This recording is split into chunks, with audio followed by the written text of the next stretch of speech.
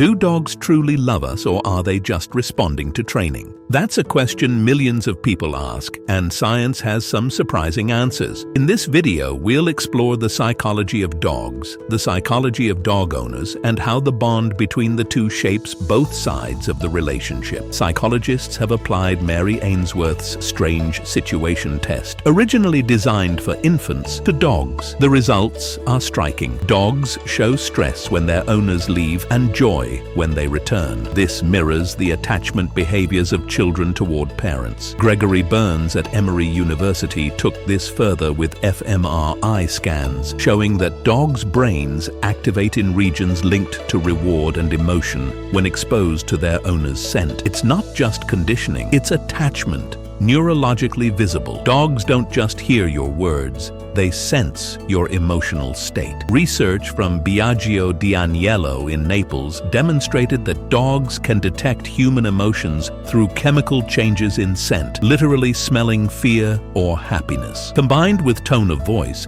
dogs adjust their behavior to match your mood. This is emotional contagion. Your stress becomes their stress. Your calm becomes their calm. It's a subtle but powerful psychological bridge. In Burns's fMRI studies, dogs showed stronger brain activation for their owner's scent than for food rewards. Think about that. Survival needs like food are hardwired, yet relationship triggers a deeper response. This finding challenges the old idea that dogs only love us because we feed them. The evidence suggests affection outweighs conditioning. Dogs treasure connection more than reward. Owners with anxious attachment styles often project their emotional needs onto dogs.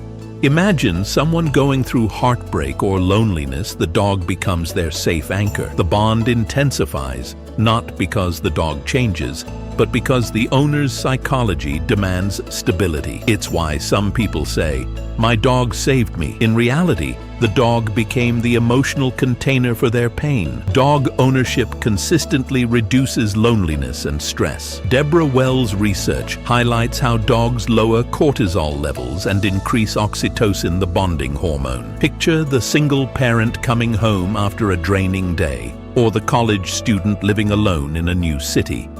The dog greets them with joy, unconditional presence. That moment isn't trivial, it's a psychological intervention against isolation. Owner personality shapes the bond.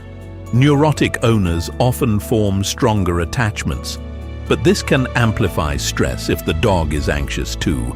It's a dynamic relationship. The owner's traits influence the dog's behavior, and the dog's emotional state feeds back into the owner's mental health. This is where the relationship becomes a mirror, sometimes comforting, sometimes challenging.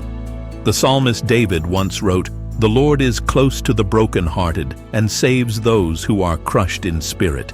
He wrote those words to remind Israel that God Himself draws near to those in pain. For many dog owners, the companionship of a pet during grief or loneliness reflects that nearness. Dogs are not divine agents, but they embody comfort in ways that remind us of God's compassion. Here's where the two sides meet. Science shows dogs and owners shape each other's psychology through attachment and emotional contagion. Think of it as a feedback loop. The owner's emotional state influences the dog. Stress, joy, anxiety, all detectable, all contagious. The dog's response then influences the owner. A calm dog can soothe an anxious person. An anxious dog can heighten the owner's stress. Over time, this loop creates a shared emotional rhythm. The dog and owner literally co-regulate each other's psychology. This is why therapy dogs are effective. They don't just comfort, they synchronize. And it's why owners often say their dog knows them better than anyone else. The science explains the mechanism, but the meaning goes deeper. Science shows dogs and owners shape each other's psychology. Scripture shows why this matters, because companionship, loyalty, and healing are divine gifts meant to be shared. So next time you look at your dog, remember, you're not just seeing a pet. You're seeing a reflection of psychology, science, and God's design for relational life. And this is just the beginning.